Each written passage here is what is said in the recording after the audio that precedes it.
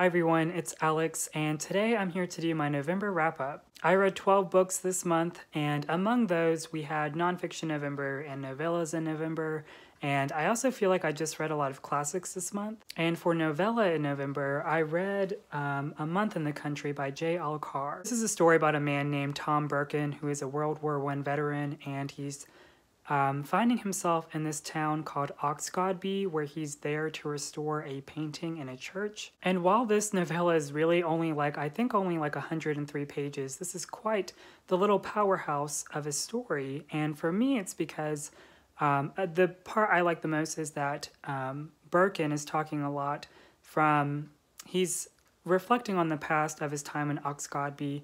And to me, I'm assuming this fondness for it because of Oxgodby seeming to be this sort of bubble or a haven that's not tainted by the war just yet. And also Birkin's persistence of not claiming himself to be an artist, which is funny because as he's writing about Oxgodby and restoring this painting and meeting all these people in this town, I think he writes, the character of Birkin writes very well and very lyrical and very beautiful, and it's just funny to see Birkin as this person that rebels against the concept of art, and then himself as a writer, as a character, but then of course also J.L. Carr as the writer, the mastermind behind the real writing, if all of that makes sense. And with restoring that painting in the church, there is a lot of symbolism with religion, and then sort of wondering, at least to me, what always endures tragedy. For Birkin, I feel like for him that means even though he loved and had interest even romantically in some of these people in Oxgodby, in a way he knew that a lot of these things in this town weren't necessarily for him. It almost feels like Birkin is always anticipating disappointment, but the way he observes things, I'm guessing, is because of how well the war has embedded in his memory to feel always cautious towards things. There's a part in here that Birkin says where he talks about, would have I loved staying in Oxgodby? Probably not. So yeah, I highly recommend this one. Very short, but you know, full of so much. For nonfiction November, I read Notes of a Native Son by James Baldwin. I read Giovanni's Room earlier this year, way back in January, so it feels very full circle to be reading Baldwin again, and I feel like even reading Giovanni's Room first, that this was even more relative to me understanding James Baldwin first as a writer in Giovanni's Room. And what I mean by that is because I feel like towards the end, or like the later essays in this book, that James Baldwin talks about his experience living in Paris, and Giovanni's Room is set in Paris, so I noticed a lot of those comparisons or references here. And of course the title essay, Notes of a Native Son, I thought was really great. A lot of this is so much even still relevant to our modern societal issues of race, and I feel like in particular James Baldwin's relationship with his father in that essay is really wonderful to read and so enlightening. I feel like, I don't know if this is true, but I got the impression that James Baldwin is sort of a private person, but his writing reveals so much about himself, and I feel like he likes to try to keep that fine balance of being a writer for him and being a writer for the public. The next two books I have here are ones I actually already talked about on my channel, so you can watch the reviews there, but those are Artful and Outline. Artful by Ali Smith and Outline by Rachel Cusk. But the reason I'm talking about these now is because apparently with Outline, I didn't know this until I finished reading it, but it's apparently sort of semi-autobiographical, which I thought was interesting for nonfiction November, sort of.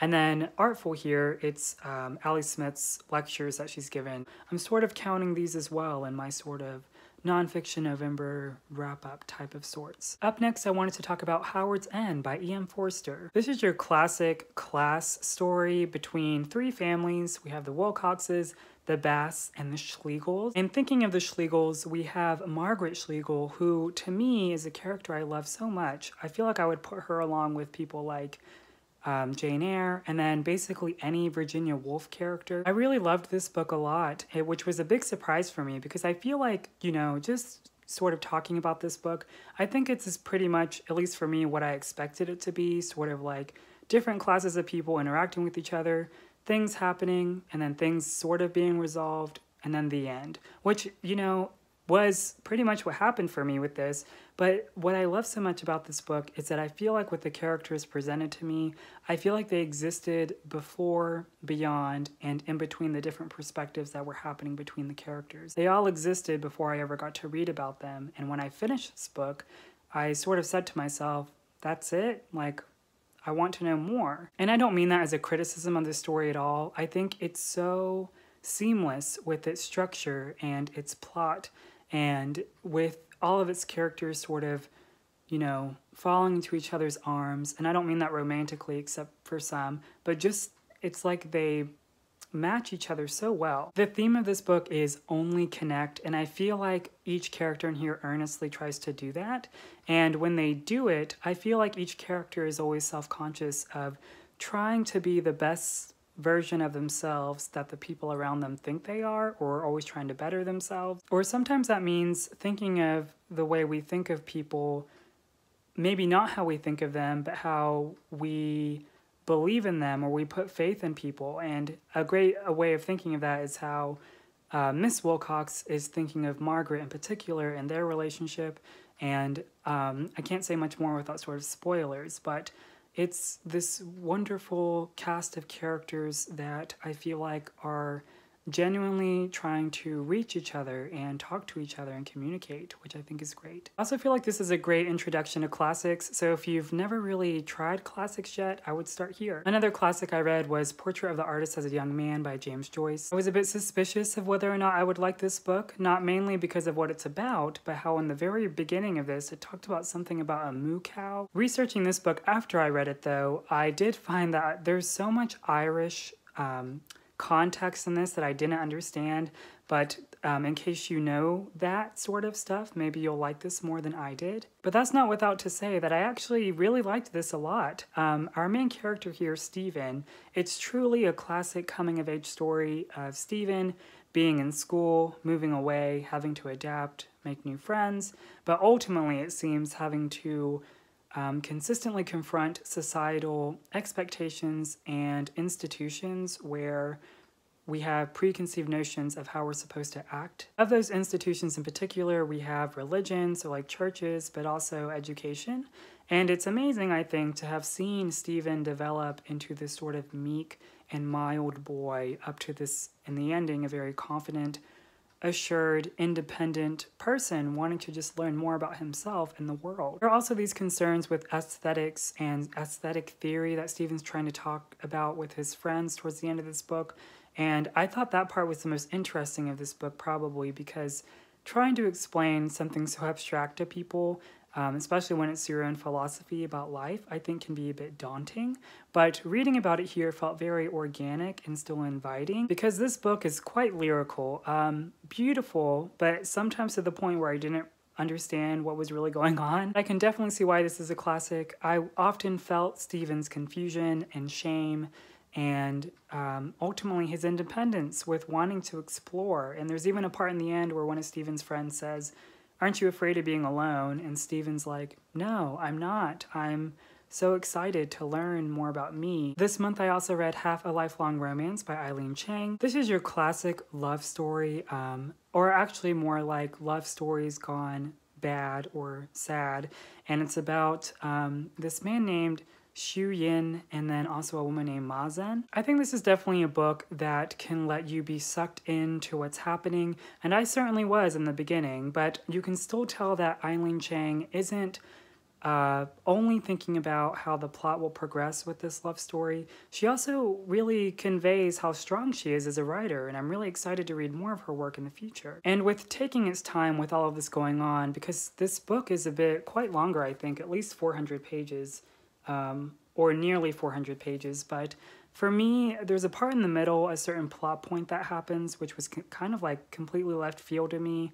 I think Eileen Chang sort of realized that she needed something more rooted in the plot to sort of make certain reactions and things possible. So while I didn't like that part that much, I did, however, love this ending. The ending sort of surprises you in a way because it changes perspective a bit with these other characters we know about and how they reveal something. And I think all of that is incredible because while our two main characters here are sort of our focus, we know that there's everyone else living lives in the periphery. There's this one part it's like I think of all the time whenever I think about this book, and one of the characters says, marriage is the easiest thing you can do. And technically speaking, I think that's true. Like, you could easily just find someone to agree to marry you. That doesn't necessarily mean you have to be in love, but the whole idea of relationships, romantic ones at least, this book points out sort of how fickle it is, but also how lovely it is to see true love form in this. And I think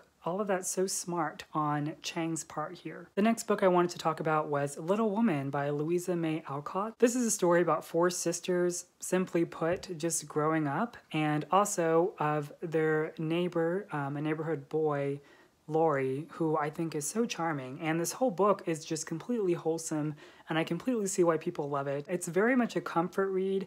I didn't necessarily think I learned anything reading this. There are parts in here that are very like hand-holdy moral lessons at the end of some chapters here, but I definitely think the whole effect is here. I can see people passing this book down for generations as a beloved classic, and there's Jo, who's sort of our main sister that we observe, and her quest to be a writer, and what that does to her family, and how her own thoughts are conveyed in her writing, and just about friendship and romance and a whole bunch of stuff. The main reason I picked this up is because I know that Jasmine at Jasmine's Reads loves this, and Jasmine and I have a lot of similar tastes, and so I really did enjoy this. I don't think it really wowed me as I thought it would, but I know that Greta Gerwig is doing an adaptation of this, and it should be released next year, I think, and I'm really excited about that. Another book I read this month was Winter by Ellie Smith. This is a story about a man named Arthur who, while coming home for Christmas to meet his mother and his aunt,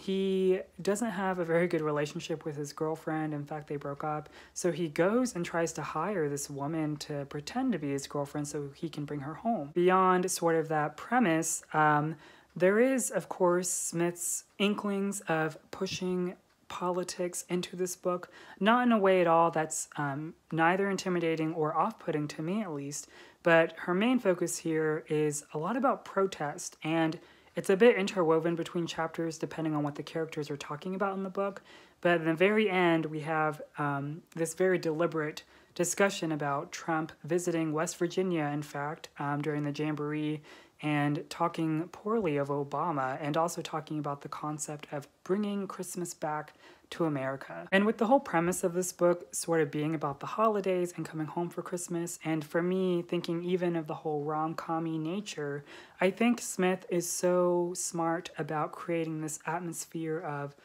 disillusionment and with Christmas, and how just because it's the holidays we don't really think about other things. We're like trapped in this bubble of protection and, in a way, sometimes even ignorance. So I think with Arthur bringing home this stranger pretending to be his girlfriend is a perfect way of representing that. And there's a scene in here I love where the girlfriend that Arthur brings starts actually saying who she is, like out of the blue, and talking about how much she loves Shakespeare, and then Arthur's practically sweating through his clothes. So yeah, there's just so much with this. It's great, it's insightful while still fun to read, and I think the best way I can describe it, it's like watching a play and you feel like a live audience member, but you're watching the play with the curtain only half raised, so you can hear everyone, and you can see them moving around like their feet, but that's all you get. So if that makes sense, I think that's the perfect way I can think of my mind while reading this. I'm also going to link the review by Jen at Insert Literary Pun here. I think she does a fantastic review of this book, so please go watch that. Another book I read was Blue Self-Portrait by Noemi Lefebvre. So after reading Ellie Smith, I felt like it only made sense to read a book where it's very stream of conscious, and that I admittedly feel like I may not understand what's going on. And to a degree, I did feel that way after reading this, but it's not without its own rewards reading a story like this, where it's about this woman who's on a plane with her sister, and they're traveling somewhere. But during this flight, our narrator is constantly thinking about her memories with music and love, and what I love so much is how her memories are always changing, like her opinion always changes on them throughout the book. Particularly, I loved whenever our narrator was talking about looking at her sister and using her sort of a mirror to herself, and how our judgment and memories always affect our well-being immediately because memories are so strong that they can do that. So while I feel like I didn't completely grasp everything I could have in this book, I really liked it. I like when books, you know, much more make me think rather than feeling like I read something that I maybe didn't have to exactly bother with. And with that idea that I just said, that brings me to talk about The Essex Serpent by Sarah Perry. Don't come at me with the pitchforks just yet, because I will say that I really liked this book a lot. This is a story, apparently Victorian, which I didn't get the vibe at all while reading this really. This is a story about a woman named Cora and a man named Will, and sort of how they talk a lot about what does the Essex Serpent represent, because we have Will, who thinks the Essex Serpent is a manifestation of judgment on these people that apparently it's killing. And then we have Cora, who's a naturalist, trying to find much more of the ideas of why everything's happening. So while I feel Cora and Will take the spotlight, we do have other characters that I think had the possibility of being very interesting, but sadly, along with, I feel like the Essex Serpent becoming more of a backdrop to the story, or even in a way a crutch for something just to happen, these other characters, when I finish this book, I feel like they didn't really add a lot of meat to the story as I'd hoped. And a part of that, I think, is because when I finished this book, I feel like in a way it was almost too neat, like too finely wrapped, you know, no creases on the wrapping paper of wrapping something, but just, I don't know, too likable maybe. I don't think that this book really was a big, or had a big impression on me as something literary. I think it's a good choice, I just don't think it was really innovative. That being said, I think this is a great book as an introduction to literary fiction, but you might have other options elsewhere. I'm basically saying don't like rush to buy this. I think you can sort of save it. But yeah. And finally, if you've made it this far in my video, the last thing I read in November was also a reread, and that is A Little Life by Hanya Yanagihara. I read this almost 3 years ago. I read it in December of 2015, and so now by the time I'm making this video, it is December, and it's really interesting to read this. I think this time of year for me is always sort of hard because I always think about whether or not I've done enough in my personal life throughout the year. But reading this book and remembering who I was when I was 21, 3 years ago, my life was a lot different.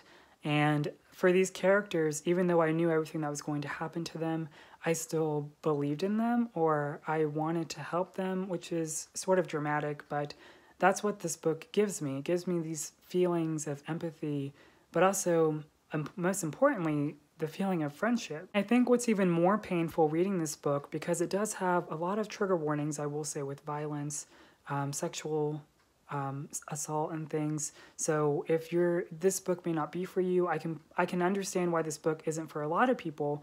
And for me, I think my favorite part of this book is actually the first 100 pages. Between reading this story, this grand story about these 4 friends, Jude, JB, Willem, and Malcolm, I feel like the first 100 pages is the most, it's like being invited to a friend group for like a month and you're just now getting to know everybody, which makes sense because you're reading the beginning.